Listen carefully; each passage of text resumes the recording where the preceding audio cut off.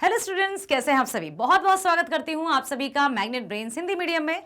साथ ही आशा भी करती हूं कि आप सभी स्वस्थ होंगे, खुश होंगे, प्रसन्न होंगे। प्रिय विद्यार्थियों, हमने अपनी पाठ्य पुस्तक किसलय के 10 पाठ शुरू कर दिए हैं, अर्थात 10वां पाठ शुरू कर दिया है और लेकर आई हूं आज पाठ 10, ईर्ष्या तू ना गई मेरे मन से, जो लिखा है रामधारी सिंह दिनकर जी ने। उसके एमसीक्यूज अर्थात वस्तुनिष्ठ प्रश्न। पता है आपको, हर एक परीक्षा में वस्तुनिष्ठ प्रश्न कितनी महत्वपूर्ण भूमिका अदा करते हैं। क्यों? क्योंकि ये ऐसे प्रश्न होते हैं जो आप यदि सही कर दोगे तो पूरा 1 नंबर आपको मिल जाता है। इसमें नंबर कटने की कोई संभावना नहीं कि आधा कट जाए या आधे से आधा कट जाए। यदि सही किया है तो पूरा 1 नंबर, लेकिन यदि गलत किया तो पूरा 1 नंबर माइनस भी हो जाता है। ठीक है, तो बड़े सोच समझकर हमें प्रश्नों के उत्तर देना होता है।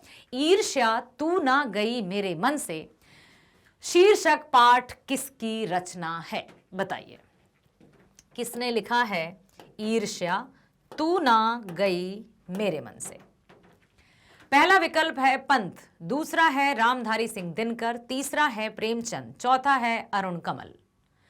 तो इसके लेखक हैं श्री रामधारी सिंह दिनकर। वेरी गुड, बहुत बढ़िया।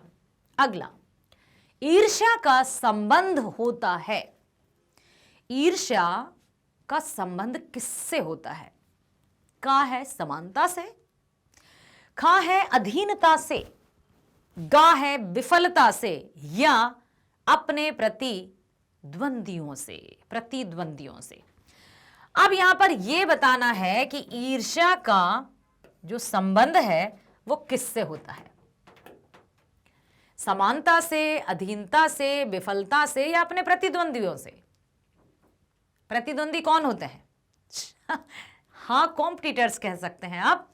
तो ईर्ष्या का संबंध सही कहा है आपने, अपने प्रतिद्वंदियों से होता है। लेकिन यहां मैं एक बात कह दूं, यदि मन में ईर्ष्या है तो हम भी सुकून से नहीं रह सकते। इसलिए चाहे वो प्रतिद्वंदी हो, चाहे शत्रु हो, चाहे दुश्मन हो, ईर्ष्या को अपने मन में मत लाने देना। ईर्ष्या को साधारण सी भाषा में जलन भी कहते हैं। जब जलन होती है तो जलता कौन है? स्वयं।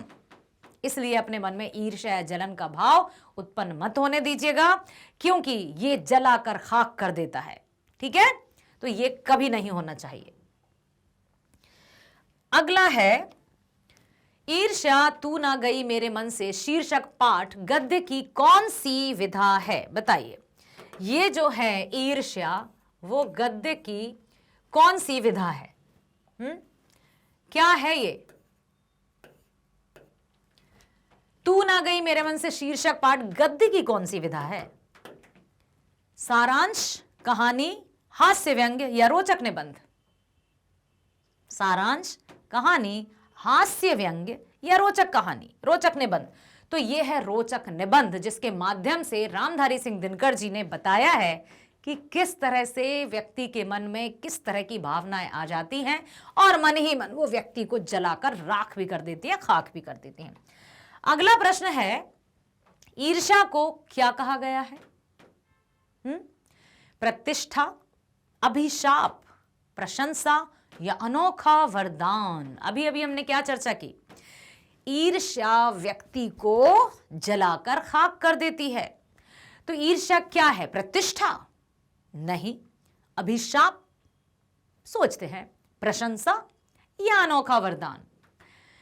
बिल्कुल नहीं, ये है पूरी तरह से हाँ। ठीक है, यदि किसी को है तो ये गलत है। ईर्ष्या से बचने का उपाय क्या है? घृणा, क्रोध, मानसिक अनुशासन या शारीरिक अनुशासन? ईर्ष्या से बचने का उपाय है मानसिक अनुशासन, अर्थात अपने मन पर नियंत्रण।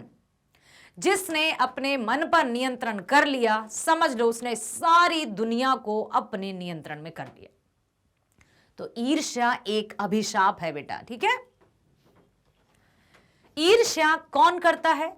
जो दूसरों का सुख नहीं देख सकता, दूसरों को हानि पहुंचाता है, सुख संतोष को अधूरा मानता है, या उपर्युक्त तीनों।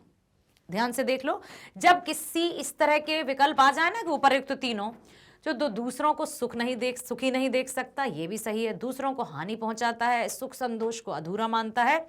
तो यहां पर सही जवाब है उपर्युक्त तीनों, क्योंकि दूसरों को सुख नहीं देता या सुखी नहीं देख सकता, हानि पहुंचाता है, और सुख संतोष को, अपने सुख संतोष को जो अधूरा मानता है वही ईर्ष्या करता है। अगला, कौन ईर्ष्या की बड़ी बेटी है? दुख, सुख, निंदा या पड़ोसी? ईर्ष्या की बड़ी बेटी किसको कहा गया है? ईर्ष्या की बड़ी बेटी कहा गया है निंदा को। जब निंदा अपने मन में आ जाती है, किसी के प्रति बुराई हम करने लगते हैं, तो उससे ईर्ष्या भी पनपने लगती है, और जब ईर्ष्या पनपती है तो मन को पूरा खराब कर देती है, मनोदशा खराब कर देती है। इसलिए अपने मन में ईर्ष्या के भाव को कभी भी उत्पन्न मत होने देना, ठीक है? Very good. हमें नहीं होना चाहिए क्या? दयालु। क्या हमें कभी दया नहीं करनी चाहिए? होनी चाहिए। तो ये नहीं होगा। हमें नहीं होना चाहिए कमाऊ। हमें कोई काम नहीं करना चाहिए, करना चाहिए, मतलब ये भी नहीं है। हमें नहीं होना चाहिए क्या? ईर्ष्यालु, मतलब किसी से ईर्ष्या करने वाला हमें नहीं होना चाहिए।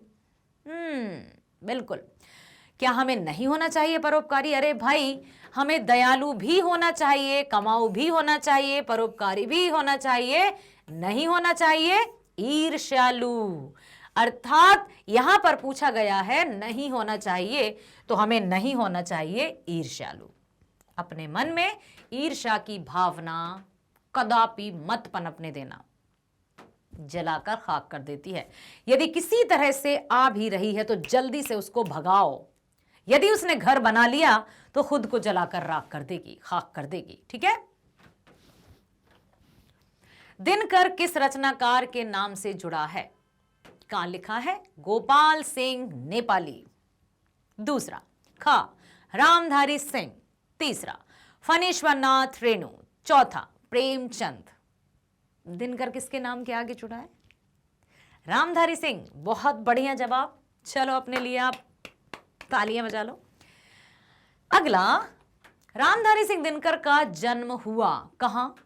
पहला है बंगाल में, दूसरा उत्तर प्रदेश में, तीसरा बिहार में, चौथा दिल्ली में।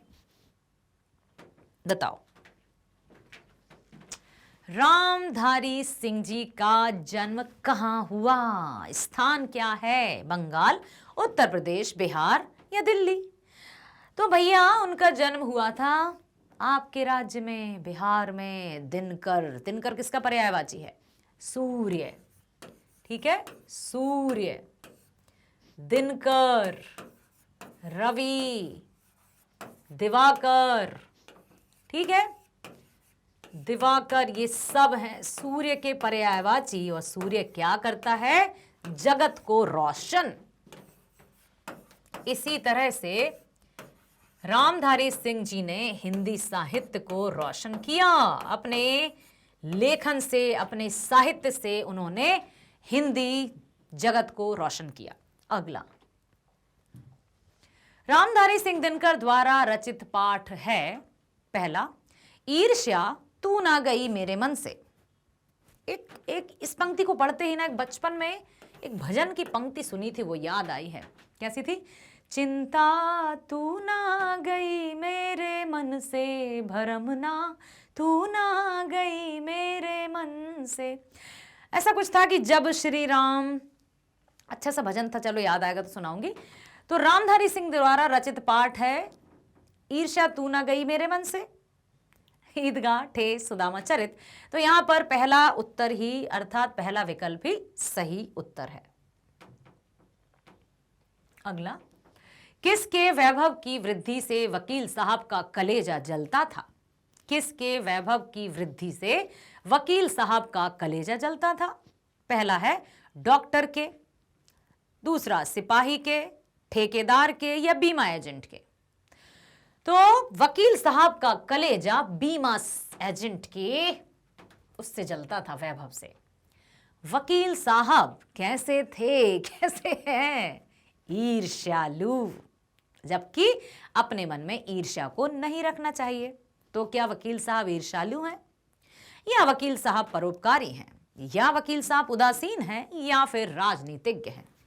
कैसे थे वकील साहब? वकील साहब जैसे कि पेशे से ही कहा जा सकता है, पेशे से तो नहीं कह सकते हम, लेकिन वकील साहब के मन में ईर्ष्या घर कर चुकी थी।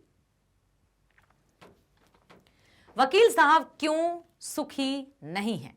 क्या हो गया? बीमारी वश, दूसरा है ईर्ष्या वश, तीसरा है गरीबी से या पैसे की तंगी से। अब हमारे बड़े और जो अच्छे व्यक्ति रहते हैं, या हमारे जो कौन रहते हैं, हितैषी या शुभ चिंतक, या हमारे अपने बड़े बुजुर्ग जो रहते हैं, वो हमें पता है क्या कहते हैं? यदि दुश्मन को पराजित करना हो, यदि दुश्मन को हराना हो, तो क्या करना चाहिए? उसके सामने खुश रहना चाहिए, उसके सामने प्रसन्न रहना चाहिए। ठीक है?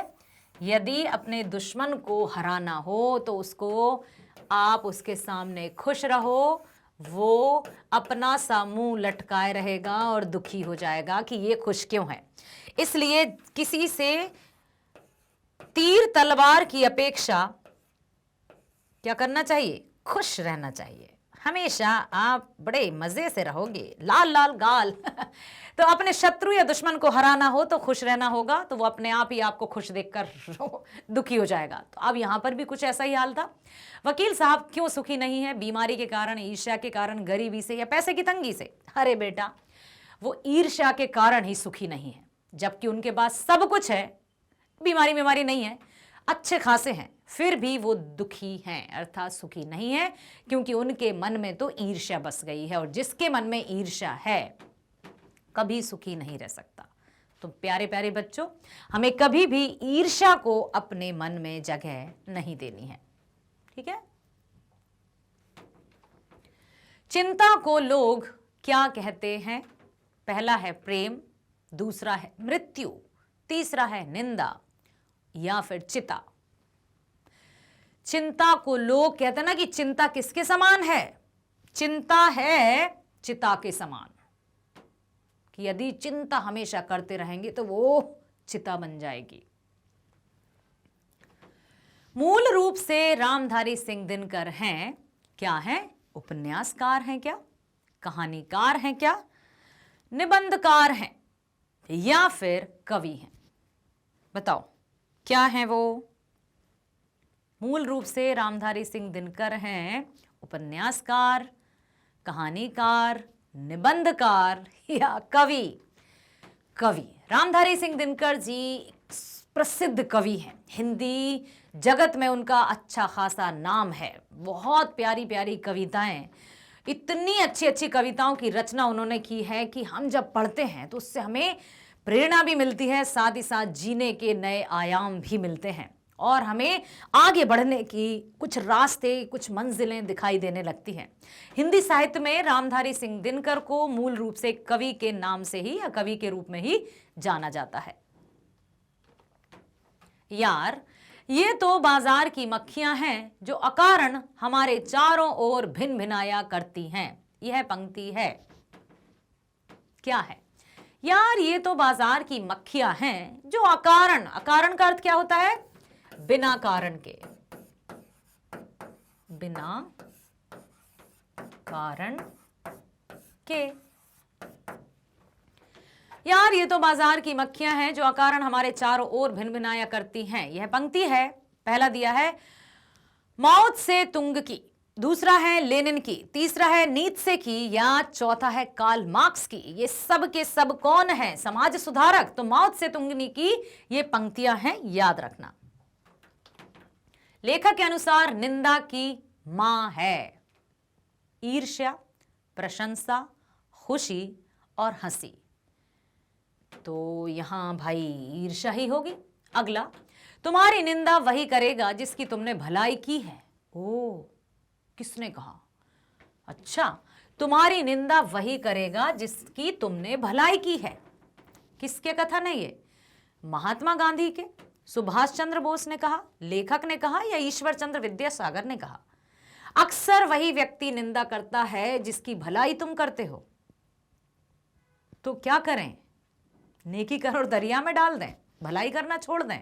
नहीं नहीं नहीं, निंदा के कारण आप कभी भी भले कार्य करना मत छोड़ना। आप जो हो, जैसे हो, भले इंसान हो, भले ही बने रहना, ठीक है? क्योंकि वो देख रहा है और उसकी लाठी में आवाज नहीं होती है। तो ये वचन थे ईश्वर चंद विद्यासागर के। ईश्वर चंद विद्यासागर नाम सुना है? अब मैं आपसे एक प्रश्न करती हूं कि बताइए, ईश्वर चंद विद्यासागर ने इतिहास में कौन सा कदम उठाया?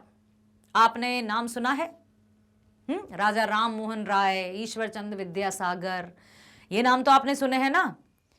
तो अब बताइए, ईश्वर चंद्र विद्यासागर ने समाज के हित में क्या क्या कार्य किए थे? मैं आपसे जानना चाहती हूं और आप बताएंगे मुझे कमेंट करके कि ईश्वर चंद्र विद्यासागर जी ने कौन कौन से कार्य किए थे समाज के लिए। अगला, किसे लेखक ने अनोखा वरदान कहा है? वरदान, पहला ईर्ष्या को, दूसरा सुख को, तीसरा लोभ को, या चौथा मोह को? किसे लेखक ने अनोखा वरदान कहा है? अनोखा वरदान उन्होंने कहा है ईर्ष्या को। हो, कैसे, क्यों? ये तो आपको पाठ से पता चल गया। चलो तो चलते हैं, और आशा करती हूं कि आपने बहुत ध्यान से इस पाठ को सुना है, क्वेश्चन आंसर्स को देखे हैं, मल्टीपल चॉइस क्वेश्चंस को देखे हैं।